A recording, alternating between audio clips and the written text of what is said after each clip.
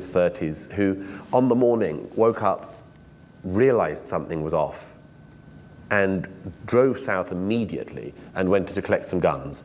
And his commander of his unit phoned him and said, everyone's coming back to base in Jerusalem. And he said, no, we have to go south. We have to go south now. And he said, you cannot defy the orders. He said, I'm defying the orders. And he drove south and he fought for the next 48 hours. And he saved a lot of lives. And he sent goodbye messages to his children and his wife on the way.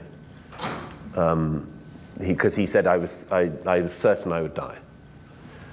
And just the whole country is filled with millions of stories like that. I was in the West Bank the other week and was with a grieving household, his beautiful 23-year-old daughter, who was a photographer, signed up to return to her unit on the 7th. Her parents begged her not to. She said, I absolutely cannot not be in the fighting, and I can't let down my unit. And 2 days later, she was in Sderot, and a rocket landed on her. And, you know, my view is Israel lives in reality. That's the truth of it. Israel lives in reality, which is a reality that the jungle is real. You know, the monsters really do exist. And I find one explanation for the lack of empathy for Israel in the West now is that we would rather push away the people who've discovered something we don't want to discover than to discover it ourselves.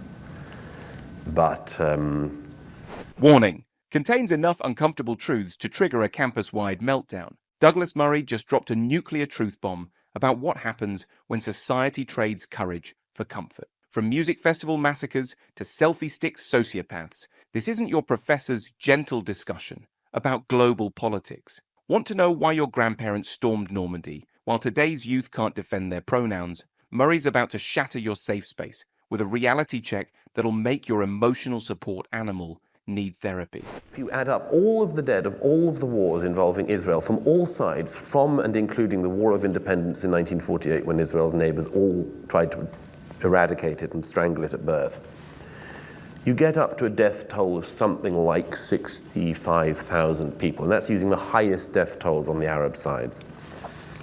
And that's dead on both sides? On both sides, in every war involving Israel from 1948 to now.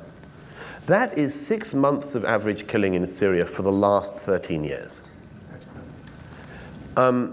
Something like 400,000 people have been killed in Yemen in the last few years. Again, 5 times the number of every war involving Israel on all sides. I see no protests about this. I mean, don't tell me this comes from a good place. Don't insult my intelligence. So I wanted to ask you, has covering the Israeli-Hamas conflict as a journalist, has it changed you as a person? Gosh, that's a difficult question. That's why I asked it. Well, in some ways, I mean,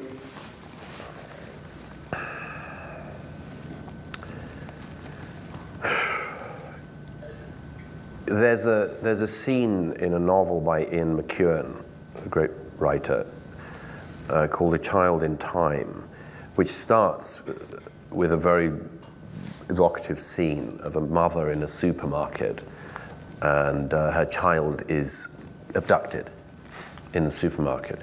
And the incredibly evocative thing about this opening is that the mother, when she realizes that her child has been snatched, starts to yell and scream and try to get attention. While these campus warriors are too busy screaming about Israel, China's literally running concentration camps for 1.8 million Uyghurs. The UN passed 223 resolutions condemning Israel versus just 8 for North Korea's death camps.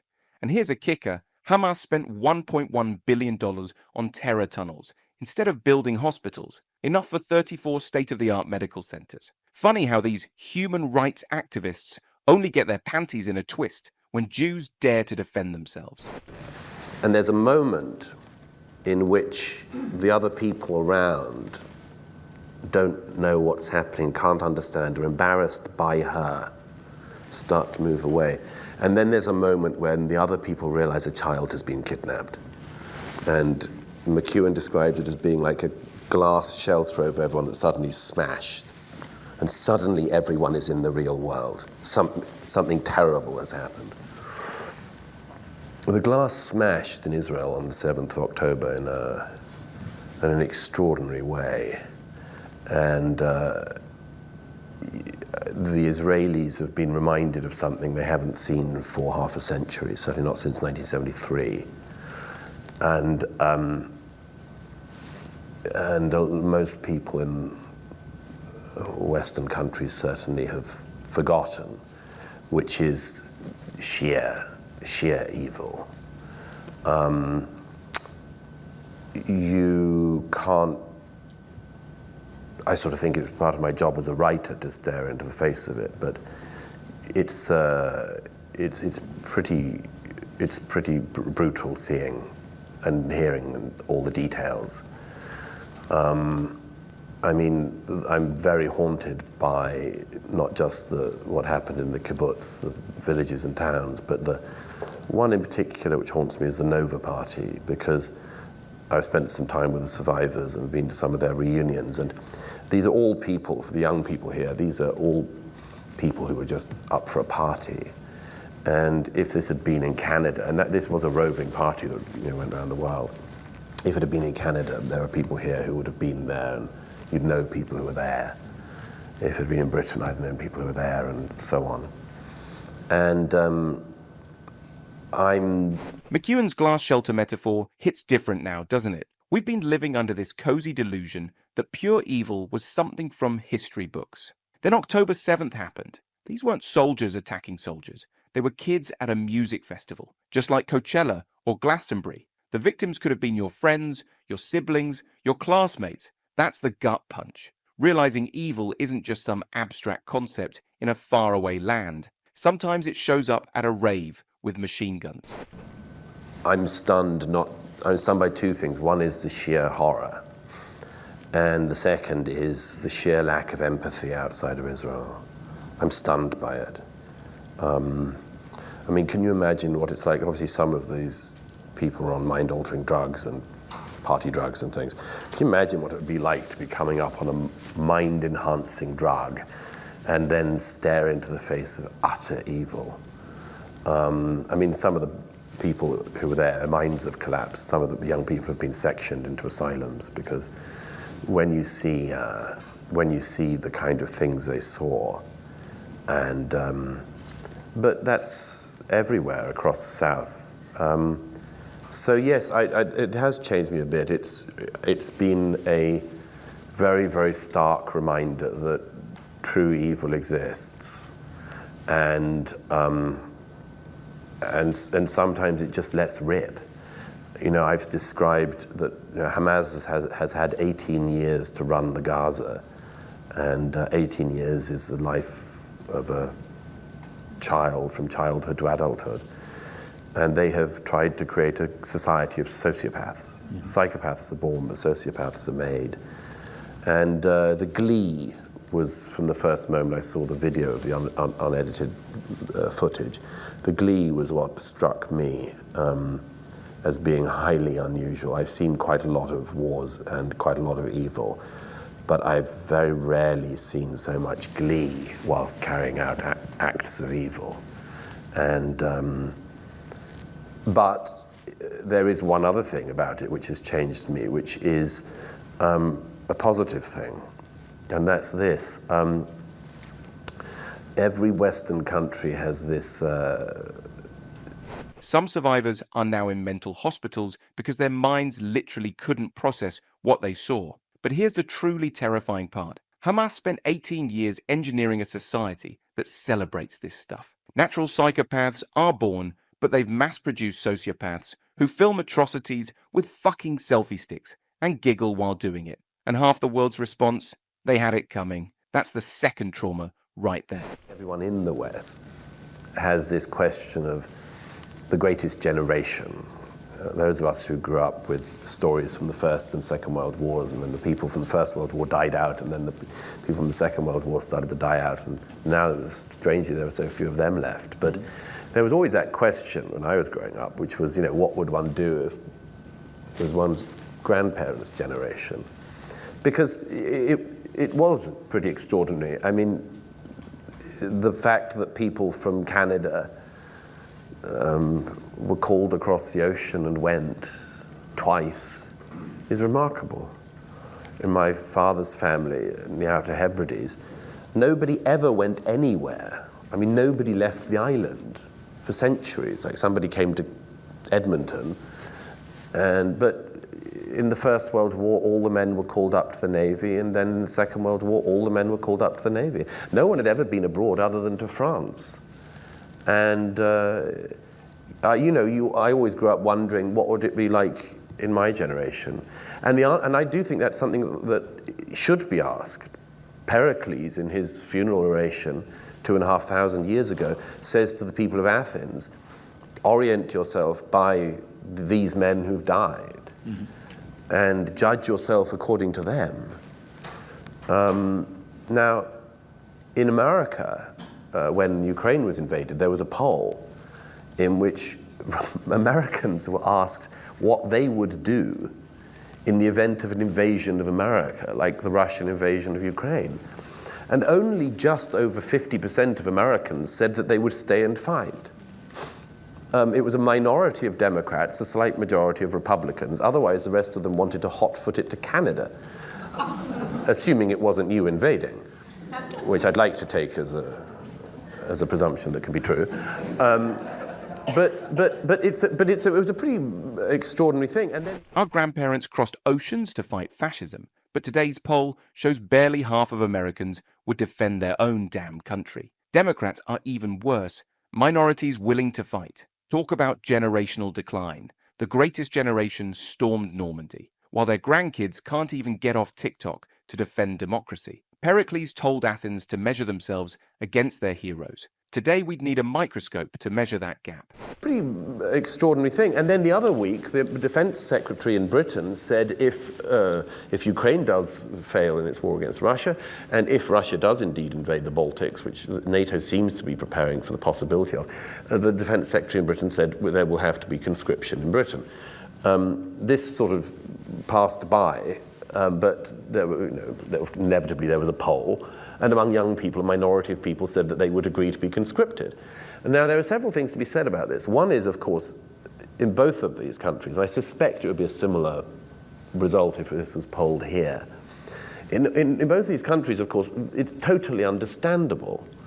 Because if you've been told that your country is rotten and racist and was vicious and appalling from the beginning, why the hell would you die for it? So that's a concerning one. But there's a second point to make on that, which is, of course, actually you don't know until you're tested. There was a famous vote at the Oxford Union in 1934. This House would not fight for king and country. And the House voted that they wouldn't fight for king and country. And all of these opinion pieces were written by people like me, attacking the younger generation as lily-livered and disgrace to their country and so on.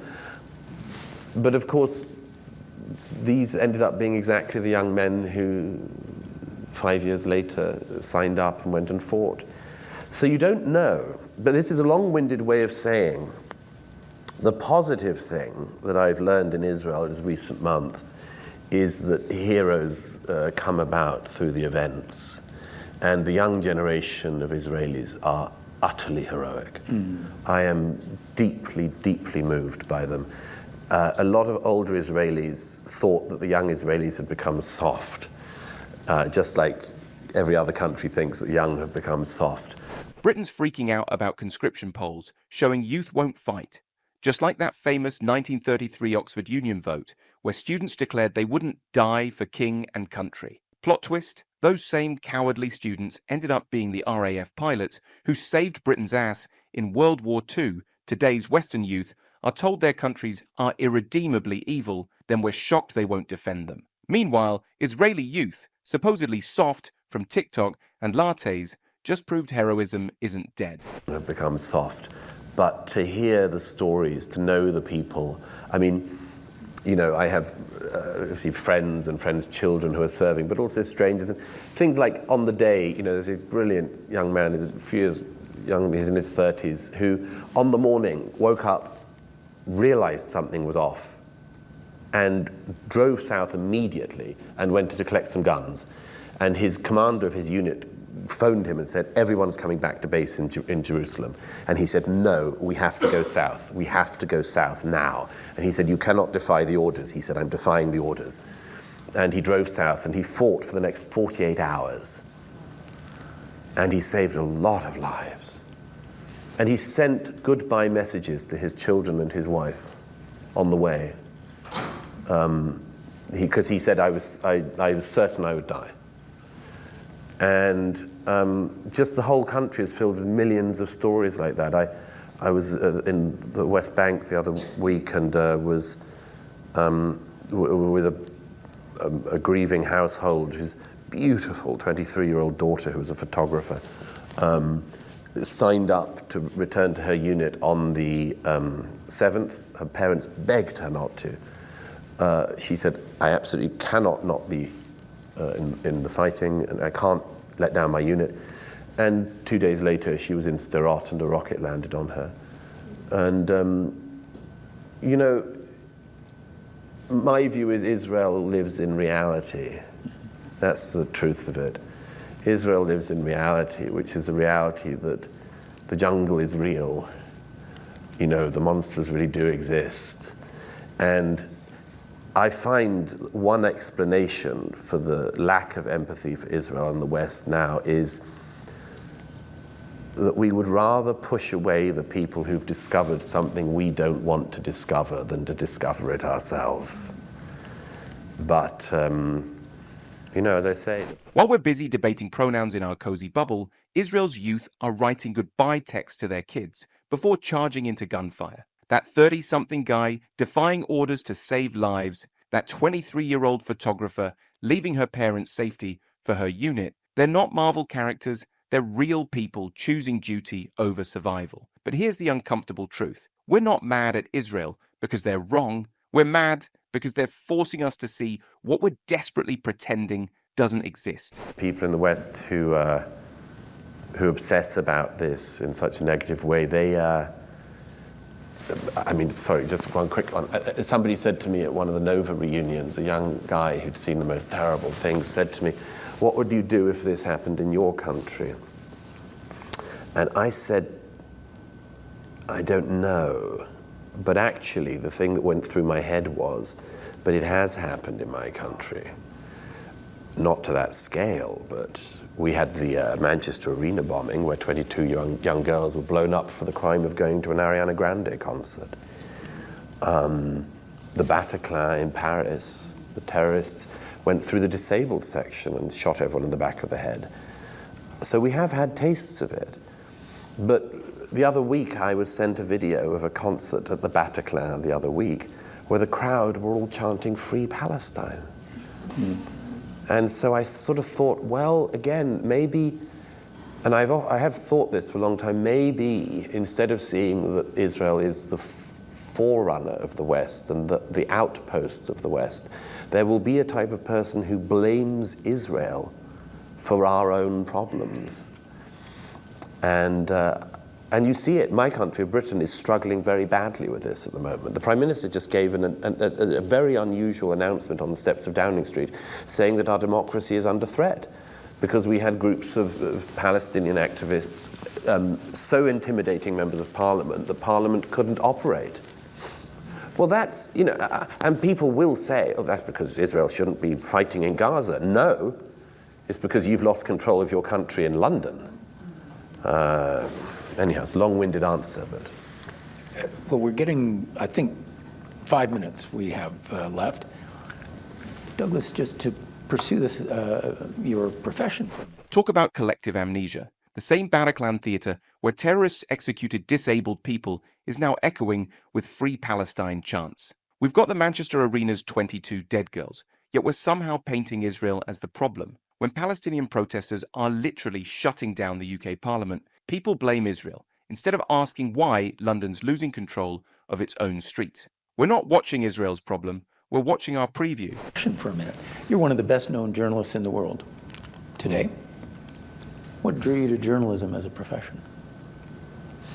Well, I think of myself as a writer. Journalism is a part of it.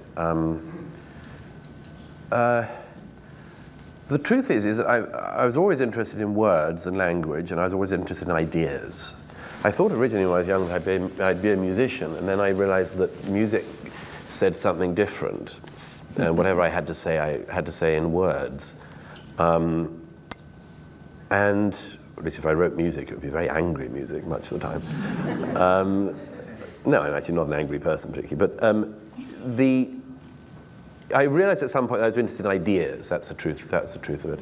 And if you're interested in ideas, then you want to go and look at the most interesting things and throw yourself into them. And some years ago, a journalist in the UK, Melanie Phillips, said to somebody, Douglas has a very low tolerance threshold for lies. And I quite liked that, and I realized it was true. Then you might ask, well, why do you write about politics? It'll drive you mad. It's like being a swimmer who doesn't like water. Yes, I mean, my view is that the job of a writer is to sort of seize life by the throat and shake it and make it give up its secrets. One of my favorite writers, the late, great Oriana Fallaci, in her book about the Vietnam War, called Nothing and Amen, which is a magnificent book, the opening of the book, her niece, the opening is a great opening line. Oriana Fallaci could grab the reader by the throat and sort of shake them, keep their attention. The opening line of... Love how Murray flips the script here. He's not a journalist who writes. He's a writer who does journalism. That low tolerance threshold for lies line is pure gold. Imagine being so allergic to bullshit that you make a career out of confronting it. When he talks about seizing life by the throat and shaking out its secrets, channeling Oriana fallacy, you get why he's always in the hotspots where truth meets reality. Not chasing stories, hunting truths. Of the book is Life, Oriana, what is it? And Fallaci says, the next day I flew to Vietnam to find out. And I suppose, yes, seeing life in its extremities is always interesting because it tells you what life is. Fallaci finished Nothing and Amen by saying to her niece, life is a thing that you fill and risk filling it so full that you break it by filling it. But yes, I think it's the job of a writer to look at unpleasant places and report back. Now, according to my institute's, one of my institute's senior fellows, Eric Kaufman, who I think you may know, a Canadian, for those of you in the audience who don't know, Eric is a Canadian who teaches at Buckingham University now in the UK, and he wrote for us a paper about woke culture in Canada, and I quote, 55% of Canadian respondents say they trust journalists, compared to 37% of Americans and 16% of Britons. Yes, in Britain we're slightly above politicians, but not much. So you're a British journalist, a writer / journalist. Your countrymen have a low opinion of you. Oh yeah. Should we trust you? I like to think of not me personally. Well, journalists haven't done very much to cover themselves in esteem in recent years. The truth is that something very interesting has happened in journalism in the last few decades. The money went in the 2000s when everything was free. And it meant that an odd thing happened. Either you made a career in it, like I did, by working very hard, writing with both hands for years, and also multitasking by writing books and articles and also doing television and radio. Or you did it because you had a trust fund or something, and that did happen. people who could afford to be in it. It became a little bit like acting. Actors tend these days to be from rather well-off backgrounds. Didn't used to be like that. And it was either that or people who were going into a profession which was being less and less well paid, but they sought payment through another means. I think it was Peter Thiel who first pointed this out to me, that journalists ended up in the period that the profession was being paid less and less well. They wanted to be paid in a different currency, and the other currency was the esteem of their peers. And this is a very, very interesting analysis of what has happened. I don't like journalists' awards and things, backslapping and sort of journalist courage awards. I was thinking, the firefighters don't give themselves as many awards as journalists do. People who literally run into burning buildings are never slapping each other at the back and having big banquets. So I sort of object to all that. But it's true that, particularly in America, by the way, where the fall off in pay and the rise in esteem you're meant to get has really been prominent. I mean, the journalists, they will say that their job is to attack Donald Trump, for instance, or their job is to expose. I mean, it's one of the problems since Watergate. Everything is Watergate. It ruined journalism. Everything is like, Fascinating breakdown of journalism's fall from grace. When the money dried up in the 2000s, we got this weird split. Either grind like Murray, be trust fund rich, or chase Twitter likes instead of truth. That's 16% trust rating in Britain. Ouch, but earned. Journalists now want to be paid in peer approval rather than actual cash, giving themselves more awards than firefighters who, actually risk their lives. Thing is like, we just uncovered the thing that will bring down the government. And most of the time it's no. Has this slip up by this minister revealed that? No. But it's very frenetic, it's very hysterical, and unfortunately, I pointed this out. I was in Canada in November the year before last, I think. I came to Toronto to do a monk debate opposite your fellow Canadian Malcolm Gladwell. Yeah. They didn't send their best that night. But we had a discussion about the mainstream media, whether you could trust the mainstream media. And I was fortunate enough to have Matt Taibbi on my side, and he was unfortunate enough to have Michelle Goldberg of the New York Times on his. But it was very interesting that we persuaded, I think through just facts, we persuaded the Toronto audience of, I think uber-liberal Toronto types, to agree with us that the mainstream media was not to be trusted. And I thought that was very telling in itself, because these are all people who would, read the correct papers and have the correct opinions and so on. But everybody at some point, whatever your political direction, has had a moment in recent years where they've seen through the media. And that is devastating. It's much worse than disliking something. It's the same with a person. Much worse than disliking a person is when you see through them. And I think the public have seen through the media, and but I think that skepticism is healthy. I really do. Again, the problem of the era is that it's hard to. You used to know what you were getting if you read the New York Times, and you still do. But there's a lot of other publications we don't quite know what we're getting. Some of the papers shift around in their positions. Nobody has correspondence anymore. Think of that. We've all become a lot more parochial. That's one thing for sure.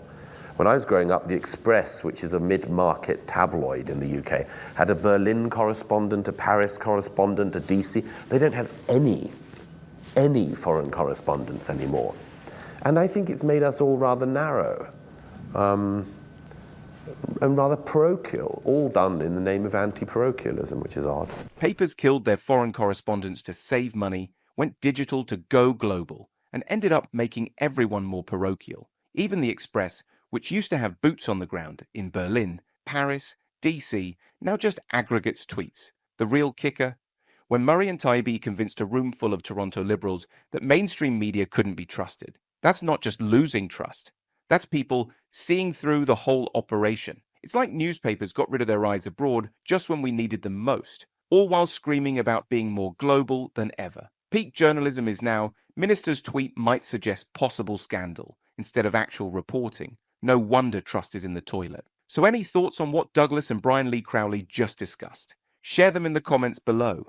And don't forget to like, subscribe, and hit the notification bell so that you never miss any of Douglas's debates.